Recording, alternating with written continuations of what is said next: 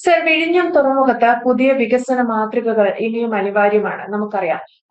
Global excellence പുരസ്കാരം ഉൾപ്പെടെ വിഴിഞ്ഞം തുറമുഖത്തിന് ലഭിച്ചിട്ടുണ്ട്. അതൊക്കെ ഒരു റിയാലിറ്റിയാണ്. പക്ഷെ അതൊക്കെ അക്സെപ്റ്റ് ചെയ്തുകൊണ്ട് തന്നെ ഇനിയും പുതിയ വികസന മാതൃകകൾ ആവശ്യമാണ്. വലിയ രീതിയിൽ രാജ്യത്തിന് തന്നെ വലിയൊരു പുരോഗതി വിഴിഞ്ഞം തുറമുഖത്തിലൂടെ സാധ്യമാക്കാനുണ്ട്. ഇനിയും എത്രത്തോളം അകലെയാണ് വിഴിഞ്ഞത്തേക്ക് വരാനുള്ള വികസന പദ്ധതികൾ? സംസ്ഥാന സർക്കാർ ഇതിൽ കുറച്ചുകൂടെ ജാഗ്രത പാലിക്കേണ്ട കാര്യം. വിഴിഞ്ഞം പോർട്ട് യഥാർത്ഥ്യമായി എന്ന് പറയാം. സത്യത്തിൽ ഇനിയും ഒരു 30 കൊല്ലം മിനിമം കഴിഞ്ഞാലാണ് നമുക്കത് എന്താണെന്ന് നമ്മുടെ കണ്ണിന്റെ ദൃഷ്ടിയിൽ വരാൻ പോകുന്നുള്ളൂ എന്ന് എനിക്ക് നന്നായിട്ട് ഊഹിക്കാൻ കഴിയും. നിങ്ങൾക്ക് ഊഹിക്കാൻ കഴിയും. ഞാനൊരു ഉദാഹരണം പറയാം. കൊച്ചി എയർപോർട്ട്, നെടുമ്പാശ്ശേരി എയർപോർട്ട് പെട്ടെന്ന് ഒന്ന് ഉദ്ഘാടനം കഴിച്ചു. റൺവേ പോലും മുഴുവനായിട്ട് പണി കഴിക്കാതെ ഒരു എയർപോർട്ട് വരുത്താൻ ഒരു ഭരണം നടത്തുന്ന ഒരു രാഷ്ട്രീയ കക്ഷിക്ക് അവന്റെ കേമത്തം ആണെന്ന് കാട്ടിക്കൂട്ടുവാൻ വേണ്ടി ചെയ്യുന്ന ചില വികൃത നാടകങ്ങളിലെ ഒരു ഭാഗമായിരുന്നു എന്ന് വേണമെങ്കിൽ നമുക്ക് കാണാം. അങ്ങനെ ആദ്യമായിട്ട് 2-3 ഫ്ലൈറ്റുകൾ ആദ്യമായിട്ട് ഞാൻ മനസ്സിലാക്കുന്നത് സൗദി അറേബ്യയിൽ നിന്നൊരു എയർ ഇന്ത്യയുടെ ഫ്ലൈറ്റാണ് നെടുമ്പാശ്ശേരിയിൽ വന്ന് ഇറങ്ങുന്നത്. ആദ്യത്തെ ഫ്ലൈറ്റ് അത് വരുന്നു. യാത്രക്കാരും മലയാളികൾ വളരെ സന്തോഷവാന്മാരായി ഈ ഫ്ലൈറ്റ് വരുന്നു. ഒക്കെ ശരി തന്നെയാണ്. ഒരു എയർപോർട്ട് വരുമ്പോൾ അതിലേക്ക് പ്രധാനമായി എയർപോർട്ടിൽ ഒരു ഫ്ലൈറ്റ് വരുന്നതിനെക്കാട്ടിയും പ്രധാനമാണ് ആ എയർപോർട്ടിലേക്ക് വരുന്നതും പോകുന്നതുമായ റോഡ് മാർഗം. അതാണ് അതിന്റെ ഏറ്റവും പ്രധാനം. കാരണം എയർപോർട്ടിൽ പെട്ടെന്ന് വന്ന് പെട്ടെന്ന് അവിടെ നിന്ന് തിരിച്ചു പോകാനുള്ള സംവിധാനം ഇല്ലെങ്കിൽ അവിടെ ഒരു എയർപോർട്ട് ഉണ്ടാക്കി വെച്ചിട്ട് എന്താ കാര്യമുള്ളത്? അപ്പോ കൊച്ചിയിലെ ഈ നെടുമ്പാശ്ശേരി എയർപോർട്ട് അന്ന് വന്നപ്പോൾ അന്ന് കണ്ട ഞാനതില് പെട്ടുപോയ ഒരാളാണ്. നമ്മൾ ഫ്ലൈറ്റ് വന്ന് ഇറങ്ങും. ഫ്ലൈറ്റ് വന്ന് ഇറങ്ങി കഴിഞ്ഞാൽ ഒരു 1-2 മണിക്കൂർ നേരം ഈ എയർപോർട്ടിൽ നിന്ന് നമുക്ക് പുറത്തു പോകാൻ പറ്റില്ല. അതിൻ്റെ ഇടയ്ക്ക് അവിടെ ഒരു ഗേറ്റും ഉണ്ടായിരുന്നു. അതാണ് ചെറിയൊരു റോഡ്, അതിന് പുറമെ ഒരു ഗേറ്റും. അപ്പോ ഒന്ന് ആലോചിച്ച് നോക്കിയേ, എത്ര വലിയ ബുദ്ധിമുട്ടാണ്. ഈ പ്രശ്നം പിന്നീട് അവിടെ ഒരു റോഡ് സംവിധാനമൊക്കെ പ്ലാൻ ചെയ്ത് വരുന്നത് 20 കൊല്ലം കഴിഞ്ഞിട്ടാണ്. അവിടെ ഇപ്പോഴാണ് നെടുമ്പാശ്ശേരിയിൽ കറക്റ്റ് ആയിട്ടുള്ള റോഡും കാര്യങ്ങളും ഒരു വിധം പരിപൂർണമൊന്നുമല്ല, ഇപ്പോഴും പൂർണ്ണമൊന്നുമല്ല. ആ കാർഗോ ലൈനും ഒക്കെ ഇനി വേറെ വരാനുണ്ട്, നല്ലൊരു റെയിൽവേ സ്റ്റേഷൻ വരാനുണ്ട്, ഒക്കെ ഉണ്ട്. അപ്പൊ ഇതൊക്കെ മുന്നേ കൂട്ടി പ്ലാൻ ചെയ്തിരുന്നു എങ്കിൽ ഈ ബുദ്ധിമുട്ടുകൾ ഉണ്ടാവില്ല. നമുക്കറിയാലോ, പണ്ടൊക്കെ നമ്മളൊരു വീട് വെക്കുക എന്ന് പറഞ്ഞു കഴിഞ്ഞാൽ പെട്ടെന്ന് പോയിട്ട് എവിടെയെങ്കിലും ഒരു തറ പണിയും, ഒരു വീട് അങ്ങോട്ട് കെട്ടി സ്ലോലി പൊന്തിക്കുക, അതിനുശേഷം പെർമിഷൻ തന്നെ എടുക്കാൻ പോവുക. പഞ്ചായത്തിലോ മുനിസിപ്പാലിറ്റിയിലോ പോയിട്ട് വീടിന്റെ നമ്പർ തന്നെ വാങ്ങാൻ പോവുക. ഇന്ന് അങ്ങനെ പറ്റില്ല. ഇന്ന് ഒരു വീട് വെക്കണമെങ്കിൽ അല്ലെങ്കിൽ ഒരു കെട്ടിടം പണിയണമെങ്കിൽ ആദ്യം കൂട്ടി സ്ഥലത്തിന്റെ സ്കെച്ചും കാര്യം റോഡും എല്ലാം കാണിച്ച് പഞ്ചായത്തിൽ കാണിച്ച് അതിനുള്ള അപ്രൂവൽ വേണം പണിയാനുള്ളത്. എന്നിട്ടാണ് ഇതൊക്കെ പണി നടക്കുള്ളൂ. അപ്പൊ അത്ര വെൽ പ്ലാൻഡ് ആണ് ആ കാര്യത്തിൽ പോലും ഉണ്ട്. അപ്പോ ഇവിടെ വിഴിഞ്ഞം പോർട്ട് പറയുമ്പോ നമുക്ക് വേറൊരു പോർട്ടിനെ കുറിച്ചും പറയണം. ഇതിനെ മുന്നേ ഇതേ കേരളത്തിൽ തന്നെയാണ് കണ്ടെയ്നർ ടെർമിനൽ എന്ന് പറഞ്ഞ് കൊച്ചിയിൽ ഒരു പോർട്ട് വന്നത്. എന്ത് കെട്ടിഘോഷിക്കലായിരുന്നു അതിനുണ്ടായിരുന്നത്? ആ സാധനം എവിടെ പോയി? ഇപ്പൊ ഒന്നും പറഞ്ഞു കേൾക്കാനേ ഇല്ല. അങ്ങനെ സംഭവം ഉണ്ടോ? എനിക്കറിയില്ല. കൊച്ചിയില് ഈ വിഴിഞ്ഞം പോർട്ടിനെ കാട്ടിയും വളരെ ഫേമസ് ആയിട്ട് പണി തുടങ്ങിയതാ ഈ കൊച്ചി കണ്ടെയ്നർ ടെർമിനൽ.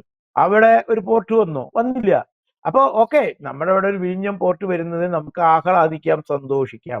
പക്ഷെ അത് പ്ലാൻ ചെയ്ത് വരുത്താതെ ഒരു പ്രത്യേക ഘട്ടത്തിൽ ഒരു പ്രത്യേക സാഹചര്യത്തിൽ സംഭവിച്ചതാണ് ഈ വിഴിഞ്ഞം പോർട്ട്. അത് ഞാൻ എന്താന്ന് പറഞ്ഞു തരാം വളരെ വ്യക്തമായിട്ട്. എനിക്ക് അറിയണ കാരണം പറയുന്നത്, ഈ വിഴിഞ്ഞം പോർട്ടിന്റെ കരാറ് കുറെ കാലങ്ങളായിട്ട് കേന്ദ്ര ഗവൺമെന്റും കേരള സർക്കാരും കൂടിയിട്ട് നെഗോഷിയേഷനും അതിന്റെ പ്ലാനും കാര്യങ്ങളും ഒക്കെ വെച്ചിങ്ങനെ മുന്നോട്ട് പോവാണ്. ഒരിക്കലും അത് യാഥാർത്ഥ്യമാവാതെ ഒരു കമ്പനി വന്ന് ഇന്റർനാഷണൽ ബിഡിങ് ചെയ്തു, പലതും ചെയ്തു. ആ വാല്യൂ ശരിയാവില്ല, ഈ വാല്യൂ ശരിയാവില്ല, മാച്ചാവില്ല പറഞ്ഞത് ഇങ്ങനെ നീണ്ടുകൊണ്ടിരിക്കുകയായിരുന്നു. ആ സമയത്ത് പെട്ടെന്നൊരു സുപ്രഭാതത്തിലാണ് ഈ വിഴിഞ്ഞം പോർട്ട് യാഥാർത്ഥ്യമാക്കുന്നത്. ആരാ ചെയ്തത്? ഉമ്മൻചാണ്ടി. എങ്ങനെയാണ് ചെയ്തത് ഞാൻ പറയാം. അന്ന് ഈ വിഴിഞ്ഞം പോർട്ട് കരാറിൽ ഒപ്പിട്ടതിന് കേന്ദ്രത്തിൽ സോണിയാഗാന്ധിയുടെ ഓഫീസിൽ നിന്ന് ഔട്ടായ ആളാണ് ഉമ്മൻചാണ്ടി.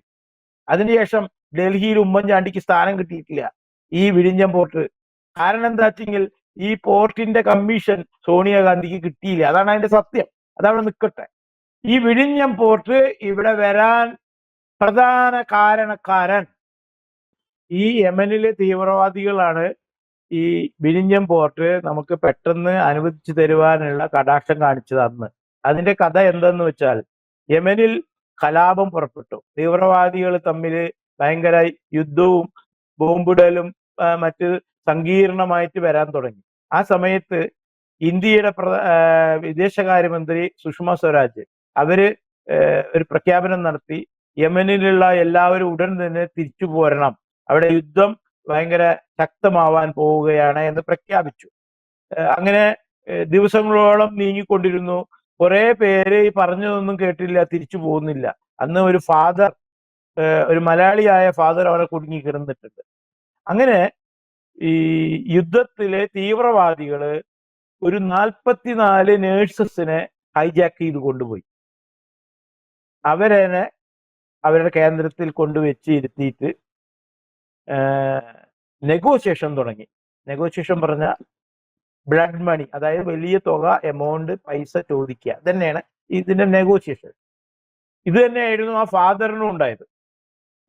അപ്പോ ഇന്ത്യൻ വിദേശകാര്യമന്ത്രി സുഷമ സ്വരാജ് പറഞ്ഞു, ഞാൻ ഒരു മാസം മുന്നേ പറഞ്ഞതാണ് എല്ലാവരോടും തിരിച്ചു പോരാൻ, നിങ്ങൾ ആരും പറഞ്ഞാൽ കേൾക്കാതെ അവിടെ തന്നെ ഇരുന്ന് അനുഭവിച്ചു. അവർക്ക് ഭയങ്കര ദേഷ്യം വന്നു ഈ നെഗോഷിയേഷനും കൂടി വന്നപ്പോ. പക്ഷെ ഇതിലൊരു തമാശ എന്താ വെച്ചെങ്കിൽ, ഈ 44 ആളുകളിൽ നേഴ്സസ്മാരിൽ ഒരു പെൺകുട്ടി ഉമ്മൻചാണ്ടിയുടെ വീടിന്റെ നേരെ ബാക്കിലെ വീട്ടിലെ കുട്ടിയായിരുന്നു, ഒരു നേഴ്സ്. അങ്ങനെ ഈ തീവ്രവാദികൾ ഇത്തരത്തിലുള്ള ചാൻസസ് വളരെയധികം ഉപയോഗിക്കും. അവര് വളരെ പിടിച്ചുകൊണ്ടായാലും അവർ നന്നായി പെരുമാറും, സംസാരിക്കും, ഭക്ഷണമൊക്കെ കൊടുക്കും. പക്ഷെ ഇത്തരത്തിലുള്ള ലൂപ്പ് ഹോളുകൾ അവരെന്നെ മനസ്സിലാക്കും.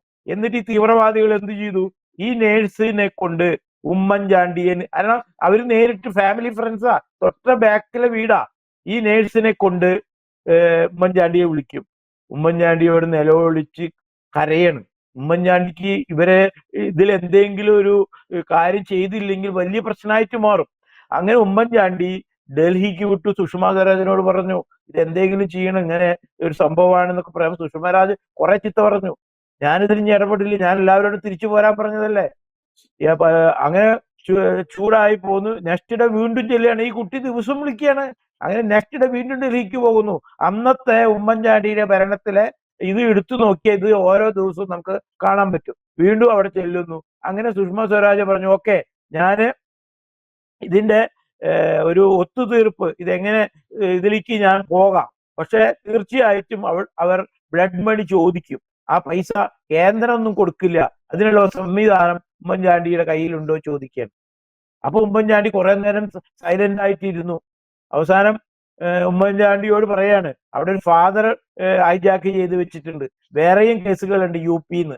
ഇതൊക്കെ അവിടെ ഉള്ള കാരണം ഇത് പറഞ്ഞാൽ കേൾക്കാത്തവരെ അനുഭവിക്കുക. അങ്ങനെ സുഷമ സ്വരാജ് ചൂടായി പറഞ്ഞു. അപ്പൊ ഉമ്മൻചാണ്ടി പറയാണ്, ഈ കേസിൽ അത് ഞാൻ ഏറ്റു, ഞാൻ എന്താ ചെയ്യാൻ, അയാൾ സമ്മതം കൊടുത്ത് തിരിച്ചു പോരുകയാണ്. അങ്ങനെ സുഷമ സ്വരാജ് ഈ വിഷയത്തിൽ ഈ തീവ്രവാദികളുമായി നെഗോഷിയേഷൻ ചെയ്യാൻ ചിലരെ ഏർപ്പാടാക്കാണ് അജിത് ഡോവലിന്റെ നേതൃത്വത്തിൽ. അതിന് മുൻകൈ എടുത്തത്, ഈ തീവ്രവാദികളായി സംസാരിക്കാൻ മുൻകൈ എടുത്ത് സൗദി അറേബ്യയാണ്. അങ്ങനെ ആദ്യത്തെ ചർച്ചയിൽ ഈ തീവ്രവാദികൾ ഈ 44 നേഴ്സസിനെ തുറന്നു വിടാൻ 2000 അല്ലെങ്കിൽ 5000 കോടി രൂപ ചോദിച്ചു. 5000 കോടി രൂപ. ഇത് ആര് കൊടുക്കാനാ?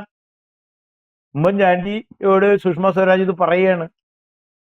ഉമ്മൻചാണ്ടി തലയ്ക്കും കൈ വെച്ചിരുന്നു, ആര് കൊടുക്കും? അതിന്റെ തലേ ദിവസം അതിന്റെ മുന്നേ പിടിച്ച UP-യിലെ ഒരു 12 പേരേനെ ഈ തീവ്രവാദികൾ വെടിവെച്ച് കൊന്നു. അതും സോഷ്യൽ മീഡിയയിൽ വരികയാണ്. അത് കണ്ടപ്പോ ഉമ്മൻചാണ്ടിക്ക് ഇങ്ങനെ ഉള്ളിങ്ങനെ വിറയ്ക്കാൻ തുടങ്ങി. അങ്ങനെ ഉമ്മൻചാണ്ടി എന്ത് ചെയ്യണമെന്ന് അറിയാതെ വട്ടം തിരിയണ സമയത്താണ് ഈ വിഴിഞ്ഞം പോർട്ടിന്റെ നെഗോഷിയേഷൻ വരുന്നത്.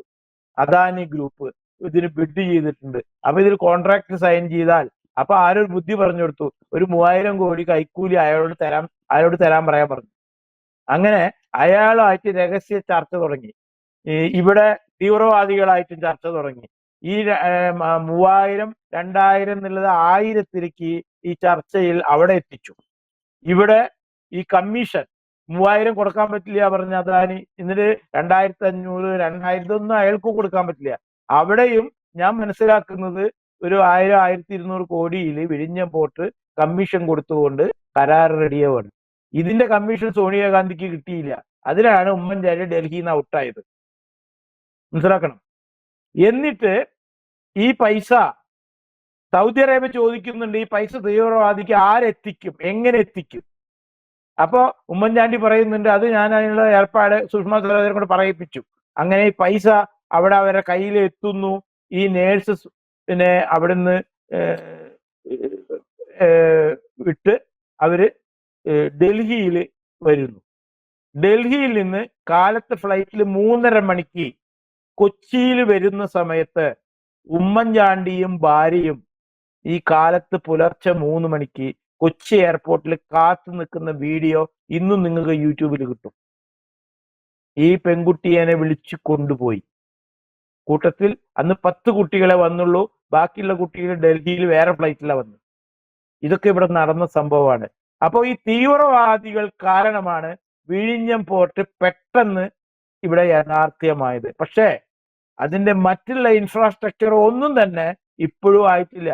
ഒരു പോർട്ട് സ്വപ്നത്തിൽ ഒരു ഒറിജിനൽ പോർട്ടായി മാറണമെങ്കിൽ, കാരണം ഇന്ന് കേരളത്തിൽ നമുക്കറിയാതെയാണ് ഒരുപാട് പോർട്ടുകളുണ്ട്.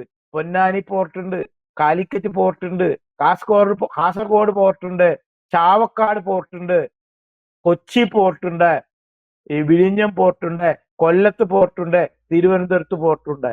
ഇതൊക്കെ നമുക്ക് വേണമെങ്കിൽ ഡെവലപ്പ് ചെയ്യാം. ഇതൊക്കെ ഈ പറയുന്ന കേരളത്തിന്റെ സൈഡിൽ കിടക്കുന്ന കടൽ തീരങ്ങളിലുള്ള പോർട്ടാണ്. ഈ പോർട്ടുകളെല്ലാം തന്നെ കഴിഞ്ഞ കാലഘട്ടങ്ങളിൽ, അതായത് നമ്മളിപ്പോ മാമാങ്കം പറഞ്ഞില്ലേ, ആ മാമാങ്കം തിരുനാവായയിൽ നടക്കുമ്പോൾ ആ മാമാങ്കത്തിൽ പങ്കെടുക്കാൻ കച്ചവടപരമായിട്ടും അല്ലാതെയും ഒരുപാട് ടൂറിസ്റ്റുകൾ വന്നിരുന്നു.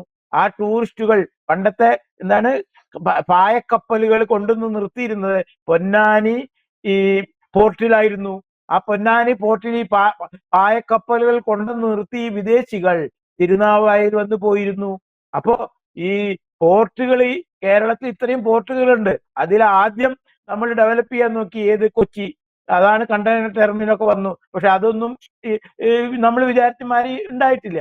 ഇപ്പൊ വിഴിഞ്ഞം, ഈ വിഴിഞ്ഞത്ത് ഒരു വലിയ തിരക്ക് പിടിച്ച് കരാറുണ്ടാക്കി, അതൊക്കെ നമുക്ക് നഷ്ടത്തിലാണ്. ഒരു പോർട്ട് അതിന്റെ യാഥാർത്ഥ്യമാകണമെങ്കിൽ ഈ പോർട്ടിന്റെ പരിസരത്ത് ഒരുപാട് സ്ക്വയർ, അതായത് ഏക്കർ കണക്കിന് സ്ഥലങ്ങളില് ഈ വരുന്ന കണ്ടെയ്നറുകൾ സ്റ്റോക്ക് ചെയ്യാൻ അതിനുള്ള ഒരു സംവിധാനം ഉണ്ടാകണം. അത് ഉണ്ടായാൽ ഈ കണ്ടെയ്നറുകൾ റോഡിൽ കൂടെ ട്രെയിലറുകളിൽ കയറ്റി പോകാൻ വളരെ എളുപ്പത്തിൽ വേഗത്തിൽ പോകാനും വരാനുള്ള റോഡുകൾ വേണം. ഇവിടെ ഇന്ന് നമ്മുടെ അവസ്ഥ എന്താ? റോട്ടിൽ ഇറങ്ങിയാൽ കാർ ഓടാൻ സ്ഥലമില്ല. കൊച്ചിയിലൊക്കെ പോയാൽ ഈ ഡേ ടൈമിൽ പോയാൽ 3-4 മണിക്കൂർ ബ്ലോക്കാ. ചൈനയിൽ കണ്ടിട്ടില്ലേ? ഇവിടെ 3 വരി ട്രാക്ക് ഉണ്ടാക്കുമ്പോഴേക്കും വലിയ സംഭവമാണ്. അവിടെയൊക്കെ 12 ട്രാക്കാണ്. അങ്ങോട്ടും 12 ട്രാക്ക്, ഇങ്ങോട്ടും 12 ട്രാക്ക്. അങ്ങനെയാണ് അവിടുത്തെ ഓരോ പോർട്ടുകളും അതിശക്തമായി വലുതായി വരുന്നത്. ഇവിടെ ഒരു റോഡ് ഉണ്ടാക്കിയിട്ടില്ല. ഇത് പറയുമ്പോൾ എനിക്ക് ഭയങ്കര രസകരമായ ഒരു സംഭവം ഓർക്കുക. അതായത് ആദ്യമായിട്ട് ഹൈവേ പണിയണ സമയത്ത് 45 മീറ്ററാണ് ഇതിന്റെ വീതി തീരുമാനിച്ചത് കേന്ദ്രം. അതിന് ഇവിടുത്തെ CPM-കാർ സമരം തുടങ്ങി. കാരണം ഈ റോഡ് വീതി കൂട്ടുമ്പോൾ 2 പുറത്തുനിന്ന് സ്ഥലം പോവും, വീടുകൾ പൊളിക്കേണ്ടി വരും. അപ്പൊ അതിനു വേണ്ടി അവരെ കുപ്പിയിലാക്കി വോട്ടാക്കുക, അല്ലാതെ റോഡ് വരല്ലോ അവരെ സഹായിക്കില്ലെന്നുള്ള CPM-ന്റെ ഉദ്ദേശം. ഇത് അവരെന്നെങ്കിലും കുപ്പിയിലാക്കണം. അപ്പൊ എന്താ അവരാദ്യം ചെയ്യുക? ബന്ദ് അല്ലെങ്കിൽ ഹർത്താല്, സമരം, കല്ലെടുത്തെറിയിൽ, ട്രാൻസ്പോർട്ട് ബസ്സുകൾ മുഴുവൻ എറിഞ്ഞു പൊടയ്ക്കുക. ഇതാണ് അവരുടെ സ്ഥിരം പരിപാടി. അപ്പോ അന്ന് VS അച്യുതാനന്ദൻ മുഖ്യമന്ത്രിയായി. കാരണം സമരങ്ങൾ നടത്തിയിട്ട് ജനങ്ങളുടെ ശ്രദ്ധ തിരിച്ചപ്പോ ആ ഇലക്ഷനിൽ അവർ തെരഞ്ഞെടുത്തു, അച്യുതാനന്ദൻ മുഖ്യമന്ത്രിയായി. എന്നിട്ടും ഈ റോഡിന് ഒരു തീരുമാനം ഉണ്ടാക്കാൻ അച്യുതാനന്ദൻ എന്താ ചെയ്താ അറിയോ? ഡൽഹിക്ക് പോവാണ്. ഡൽഹി പോയിട്ട് അന്ന് മൻമോഹൻ സിംഗ് ആണ് അവിടെ പ്രധാനമന്ത്രി, ഒരു കത്ത് കൊടുക്കുക. അപ്പൊ മൻമോഹൻ സിംഗ് സാധാരണ ഗൗരവമുള്ള മനുഷ്യനാണ്. അദ്ദേഹം ഒരു ചിരിച്ചുകാണ് വളരെ ദുർലഭ.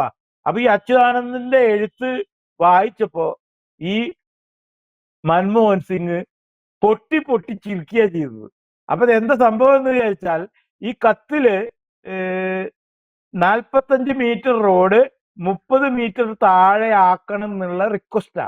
അപ്പൊ മൻമോഹൻ സിംഗ് ചിരിച്ചിട്ട് പറയാ, എല്ലാവരും റോഡ് 45 പോരാ 60 ആക്കണം പറഞ്ഞ് തലവേദന ആയിട്ട് കേന്ദ്രം ഇരിക്കുമ്പോ കേരളത്തിൽ നിന്ന് കിട്ടിയ കത്ത് 30 മീറ്ററിൽ താഴെയാക്കണം എന്ന് പറഞ്ഞിട്ട് അപ്പൊ തന്നെ മൻമോഹൻ സിംഗ് ഒപ്പിട്ട് കൊടുത്തു, നിങ്ങൾ അങ്ങനെ പണിതോ, കാരണം ഇതിന് പൈസ ചെലവ് കേന്ദ്രത്തിനുള്ളതാ.